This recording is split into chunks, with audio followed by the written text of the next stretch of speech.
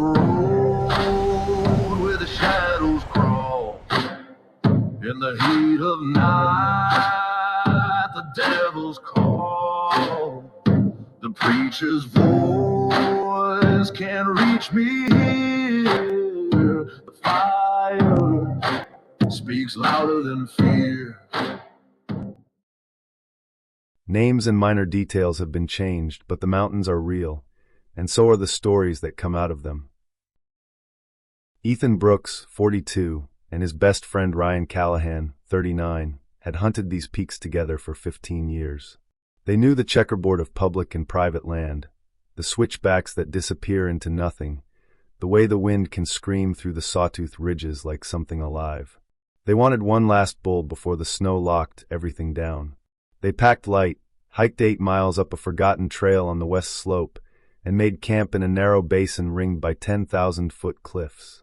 Just a 2-man tent beside a rushing creek, thick lodgepole pine all around, and the kind of quiet that makes your ears ring. Day 1 was perfect.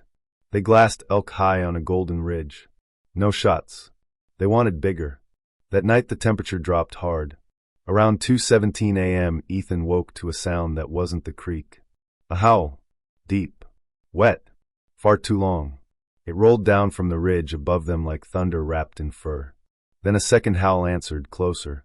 A third, from the opposite side of the basin. Ryan sat up fast. That's no wolf. They stepped outside, rifles in hand, headlamps cutting the black. At first nothing. Then 3 pairs of eyes lit up on the tree line, 50 yards uphill. Not green. Not white. Amber. Glowing like coals. The beams caught the shapes behind the eyes. 8 feet tall. Broad, muscled shoulders. Long, narrow muzzles. Ears cropped and pointed. Legs bent the wrong way, dog legs with heavy hocks. Thick, matted black fur that seemed to drink the light. One of them stood upright, one clawed hand wrapped around a young pine like it was a toothpick. The other 2 dropped to all fours, loped a few silent steps along the ridge, then rose again. They weren't hunting elk anymore. Ethan's voice cracked. Back in the tent. Now. They killed the lights. Lay there in the dark, hearts hammering against their ribs, listening to those 3 things circle the basin for the rest of the night. Branches snapped. Heavy footfalls. Once, something dragged its claws slowly down the trunk of a tree right behind the tent. Then stopped.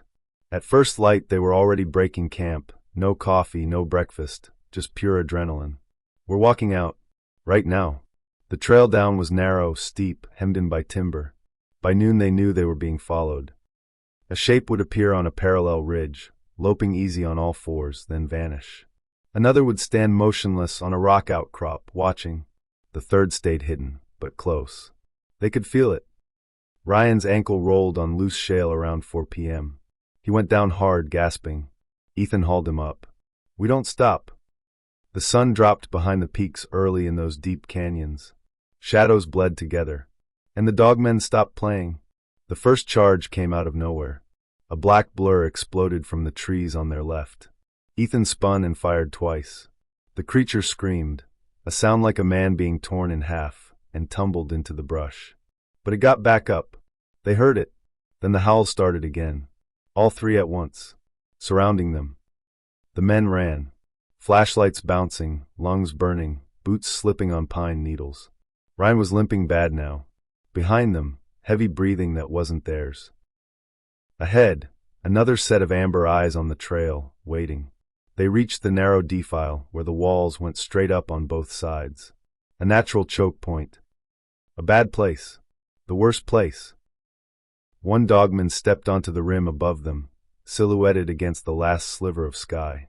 It stood perfectly still, head tilted, studying them like prey that had finally run out of tricks. Then it dropped, 8 feet straight down, landed on 2 legs with a thud that shook the ground. The other 2 closed from behind. Rifles roared in the dark. Muzzle flashes lit up snarling muzzles, yellow eyes, bared fangs. A bullet found flesh. One of the creatures yelped and spun. But they kept coming. Ethan screamed, "Keep shooting." Ryan's rifle clicked empty.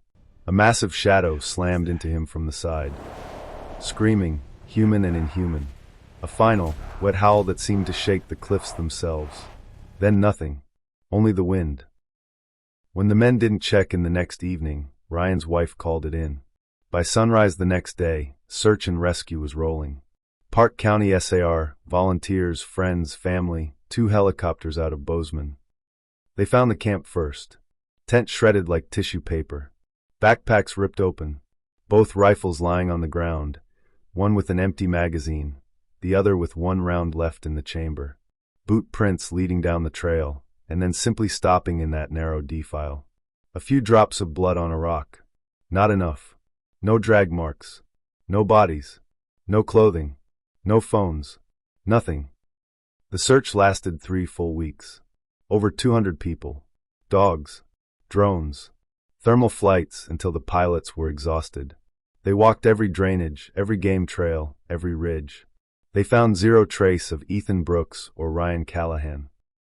The official report says presumed lost in wilderness, possible animal attack or exposure. The families know better. The old ranchers who've lived in the shadow of the Crazies their whole lives know better. They still talk, quietly, about the things that have always been up there. The things that watch from the tree line when the wind dies. The things that howl with 3 voices when the moon is right. Ethan and Ryan are still out there somewhere. Or what's left of them is. So if you ever find yourself on the west slope of the Crazy Mountains, and the sun starts to drop, listen. If you hear a howl that lasts too long, don't answer it. And whatever you do, don't look for the amber eyes on the ridge. Because in the Crazies, some hunters never come home.